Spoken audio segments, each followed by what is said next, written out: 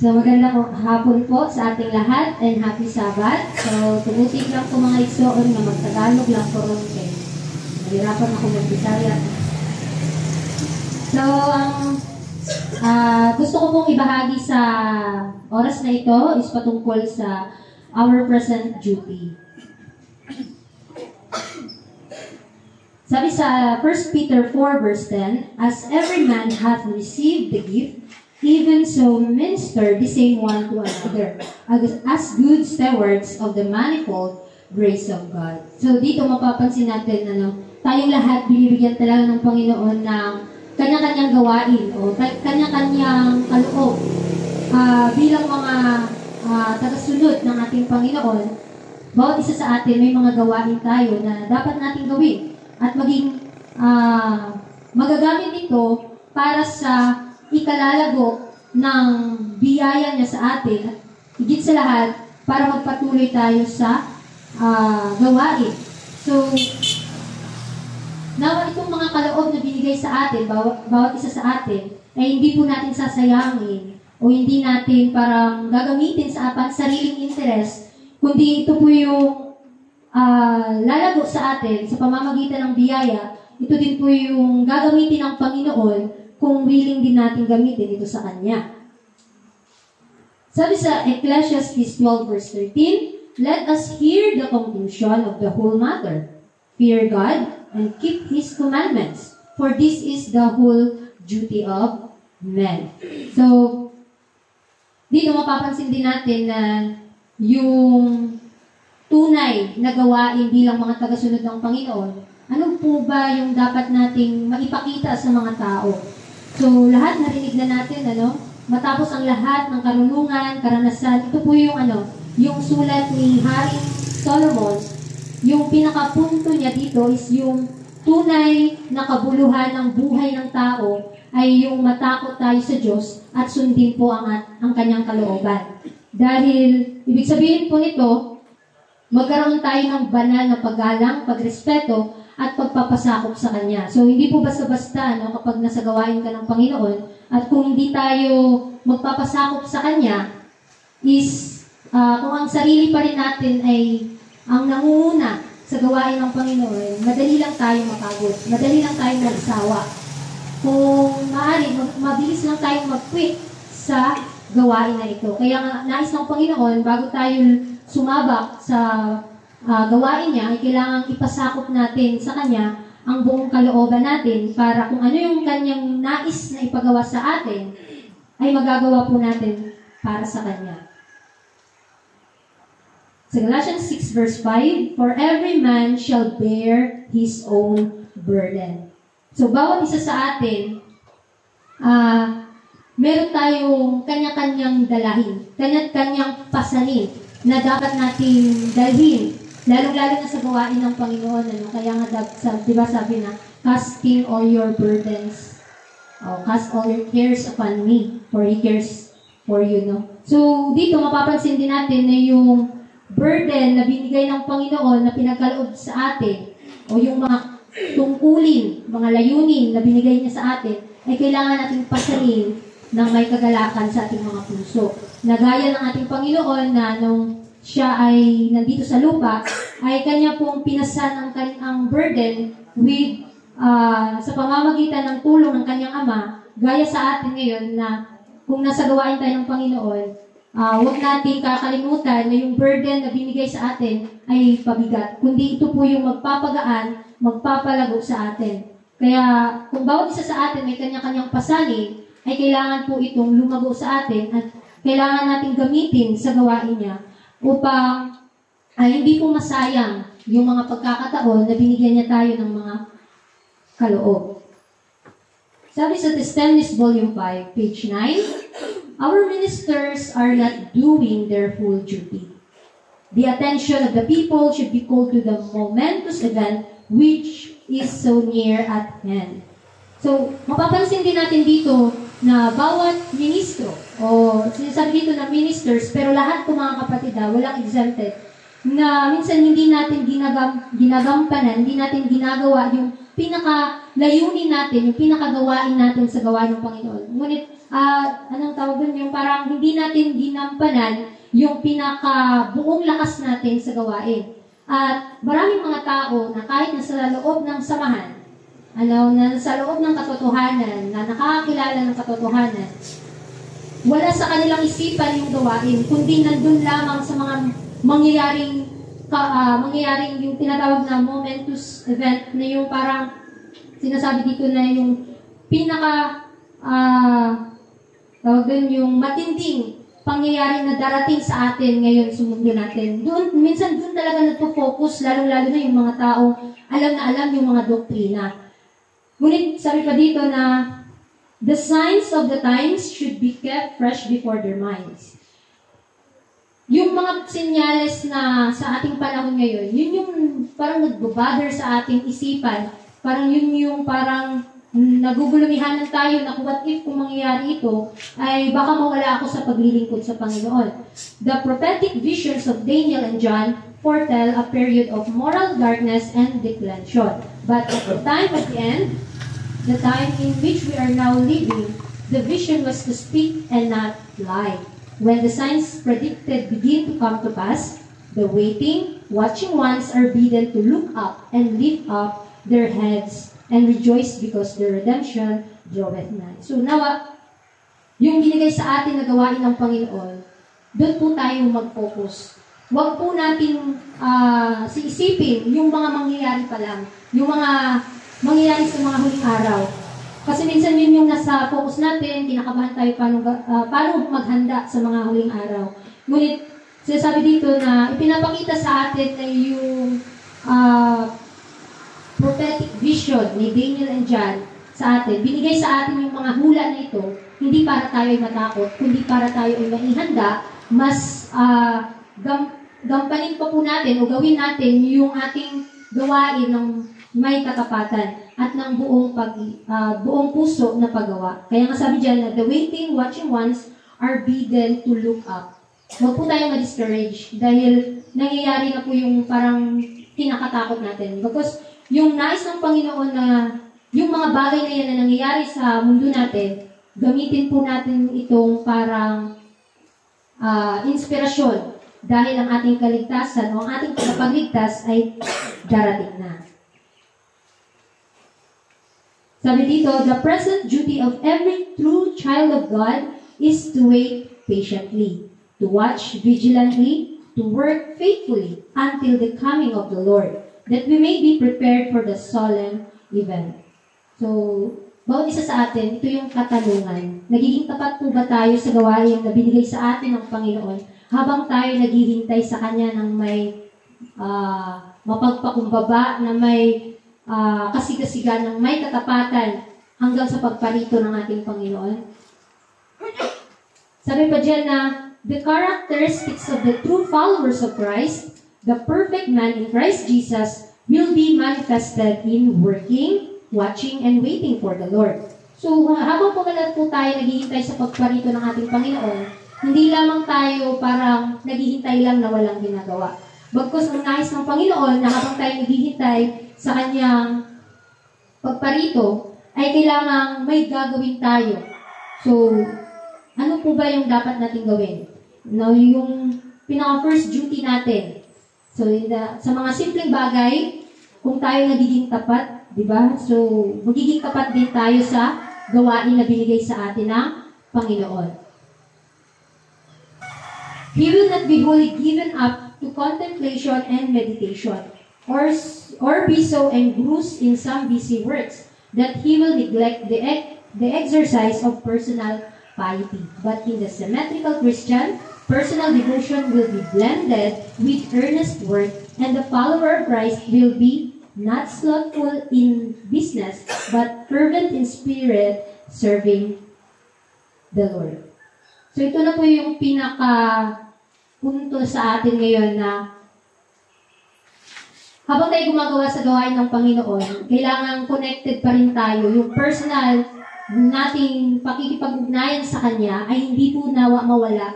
Dahil kapag tayo nagiging tapat sa Kanya, sa personal nating pakikipag-usap sa ating Panginoon, mas doon tayo lalago sa ating gawain. O mas doon tayo lalago sa ating spiritual na buhay. Nawawag din po nating kaligtaan na i-practice po yung tinatawag dito na personal piety. It means po is yung ating personal na pagpapabanal ng Panginoon sa ating buhay. Dahil ang tunay at tapat na Kristiyano ay may personal na devotion at ito po ay yung sinasabi ko na will be blended with earnest work. Tandaan po natin pagka yung communication natin sa Panginoon is always nagiging tapat tayo o parati tayong nakikipag-usap sa Kanya, mas doon tumatatag o mas doon parang tumitibay yung ating gawain at lumalago tayo sa biyaya na binigay sa atin ng Panginoon. At hindi tayo tatamarin sa gawain ito. Bagkus nais ng Diyos sa atin na magkaroon tayo ng kasigasigan sa gawain. Hihingi po natin sa Panginoon yung sinasabi dito na fervent in spirit serving the Lord. Dahil we know na kahit sa ating, aminin man natin sa hindi, tinatamad talaga tayo sa gawain ng Panginoon na binigay sa atin. But wala naman pong imposible kung ihihingi po natin sa Kanya na bigyan niya tayo ng kasipagan na gumawa sa gawain. We know na kapag nasa gawain tayo, napakadaming mga rejections, napakadaming mga condemnations na ating maririnig. But sa ating sarili, parang kung naririnig natin yun, parang nasasaktan tayo, no? Parang iniiba natin yung ibig sabihin. Ngunit kapag nasa gawain tayo, nag-focus tayo sa duty na binigay sa atin, mas doon tayo lalago sa gawain at lalago sa ating buhay bilang mga tagasunod ni Kristo. We hear the footstep of an approaching God to punish the world for their iniquity. The end of time is close upon us. The world's inhabitants are being bound and boundless to be burned.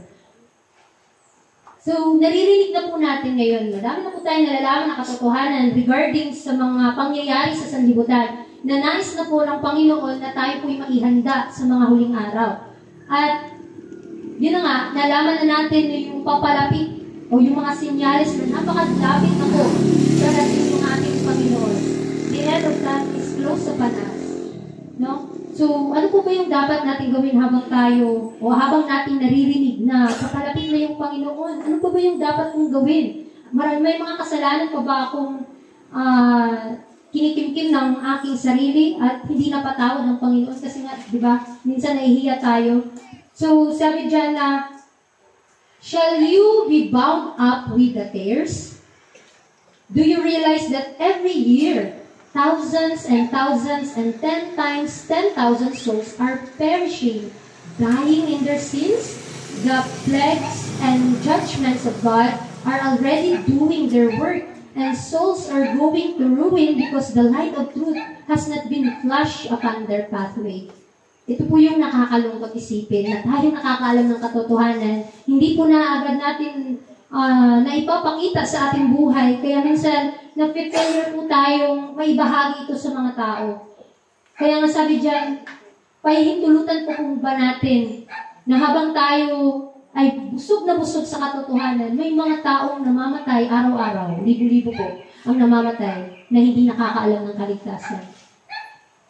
So, pahihintulutan po ba natin na tayo ay hanggang sa tagapakinig lang, tayo lang yung nabubusog sa katotohanan ito, pero yung iba gutom at namamatay.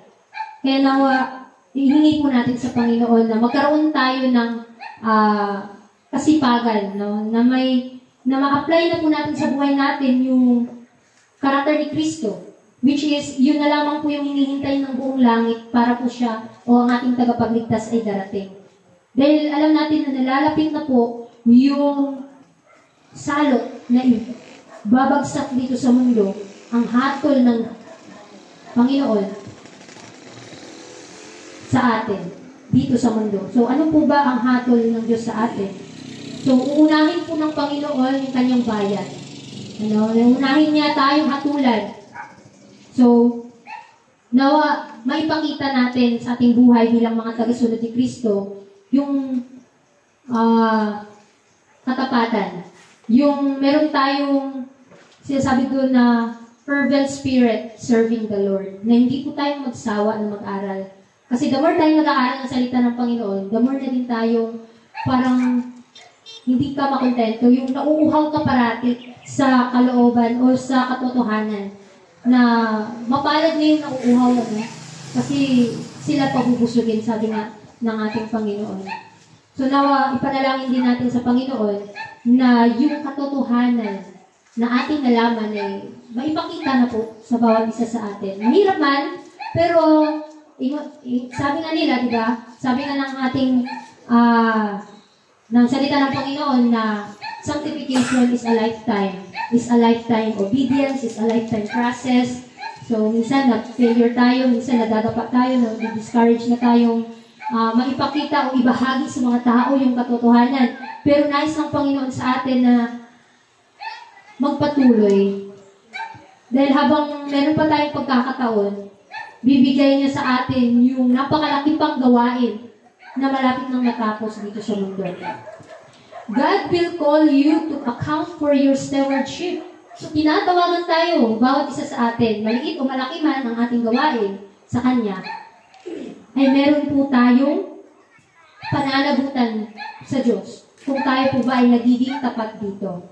Whether you have 1 talent, or 2, or 5, not a parting is to be squandered on your own selfish indulgence. Your accountability to heaven should cause you to fear and tremble. So nawa yung katotohanan na nalaman natin ay maipakita natin sa ating buhay.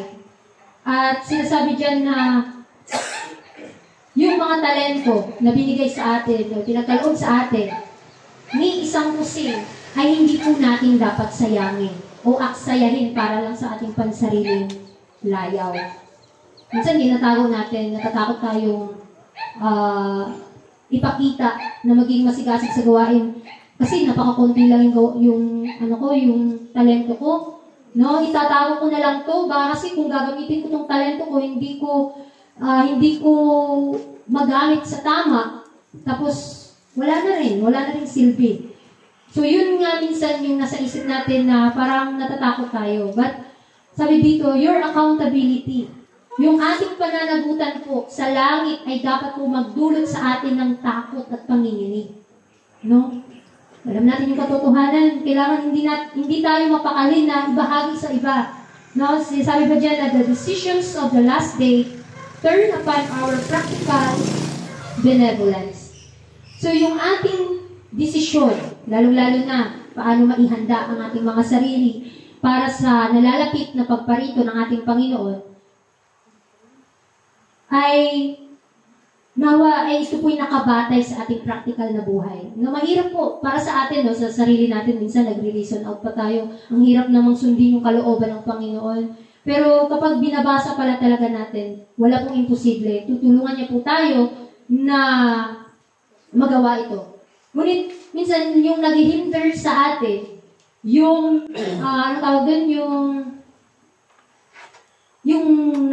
mga para sa atin maliit na pagkakamali, yun yung gagamitin ng kaaway na huwag ka nang gumawa sa gawain. Kasi yan nga maliit na bagay, hindi ka nagiging tapat. Lalo na kapag nasa gawain ka ng Panginoon. So yun yung minsan nagbobother sa ating isip na gagawa pa ba ako sa gawain ng Panginoon? Sa napakaliit na bagay, hindi ako nagiging tapat. So yun yung minsan ginagamit ng kaaway para tayo na panghinaan. Pero salamat sa Panginoon dahil sabi dyan na kahit na tayo ay nagkakamali, pero patuloy tayong gumagawa sa gawain ng Panginoon, sa Kanya lang talaga tayo titingin. Bibigyan niya tayo ng pag-asa at muling bumangon at muli tayong magpatuloy.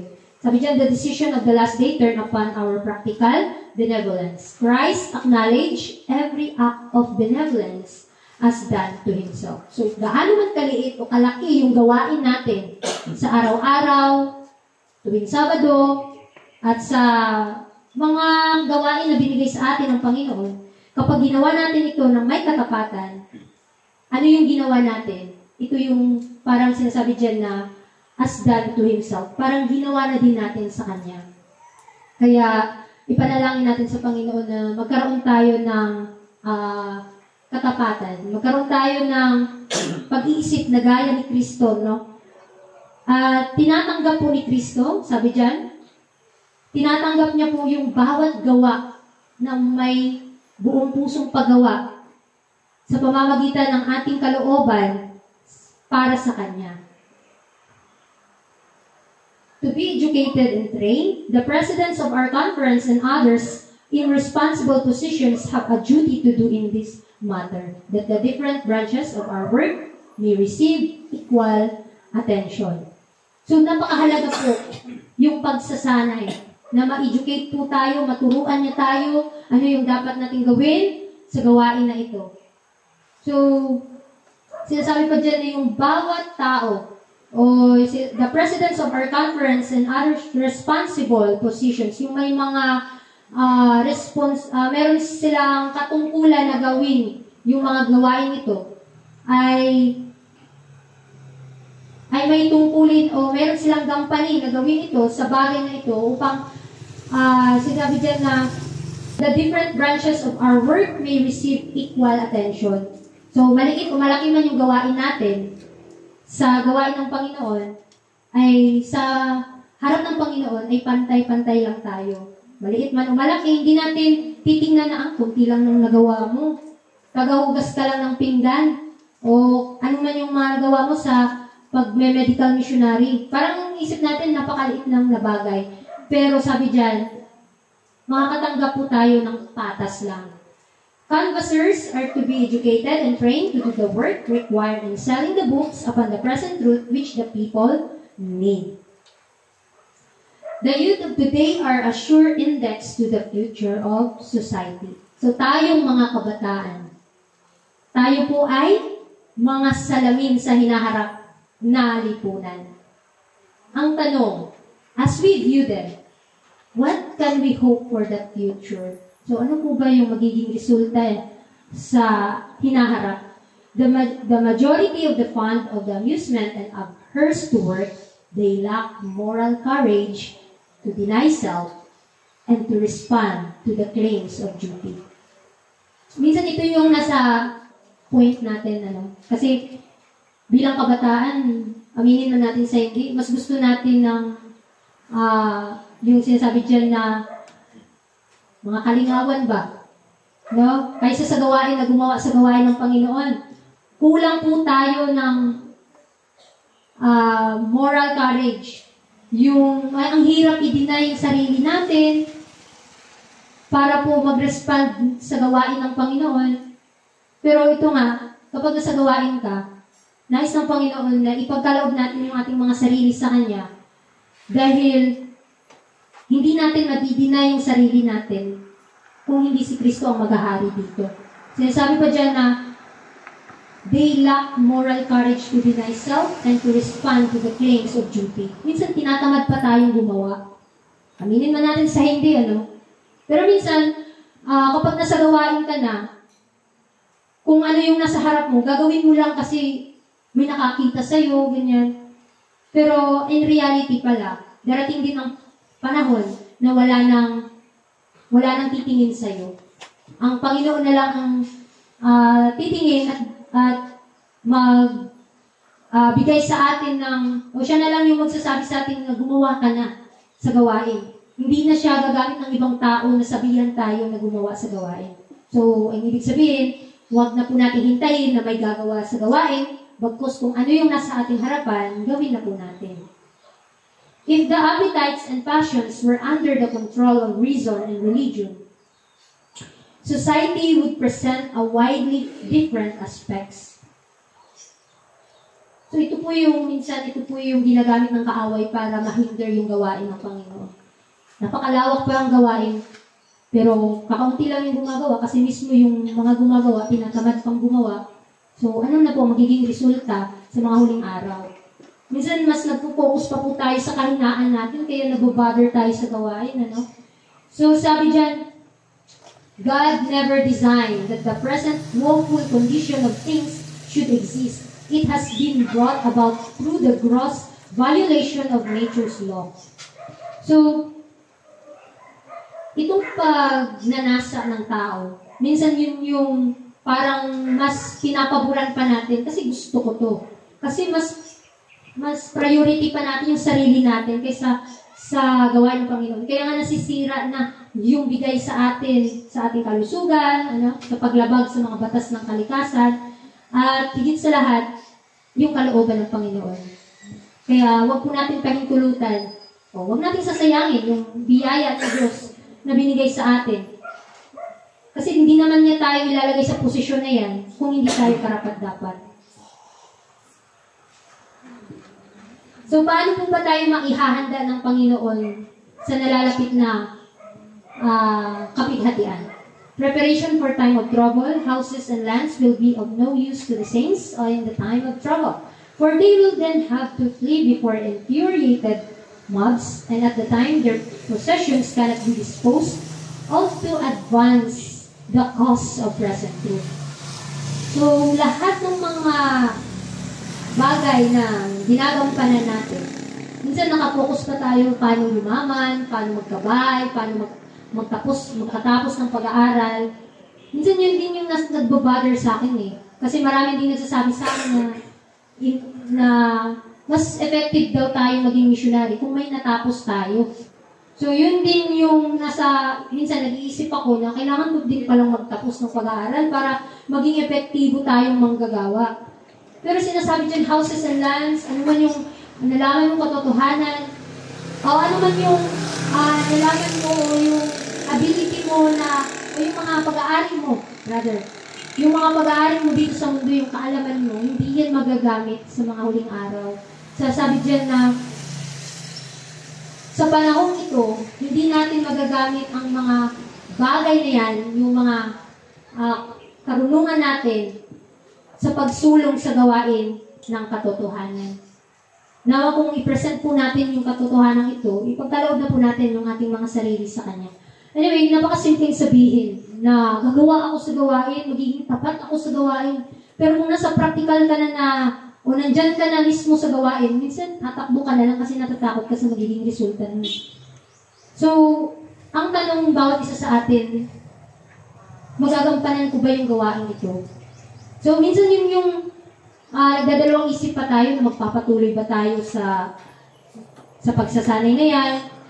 Pero ang nais ng Panginoon sa atin na magampanan po natin yung katotohanan na maipakita po sa buhay natin ito.